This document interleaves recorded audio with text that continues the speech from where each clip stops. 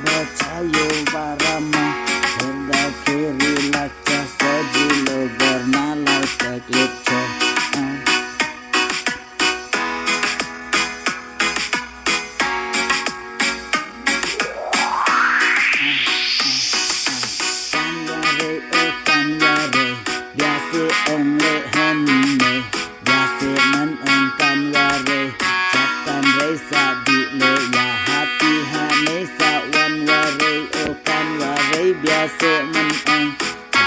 jiware ane te ben ang le me asnap dhamin ka kane kan jing in jong ni minta jing in yai sha prang ka ka jing in cha e kan yu ba chat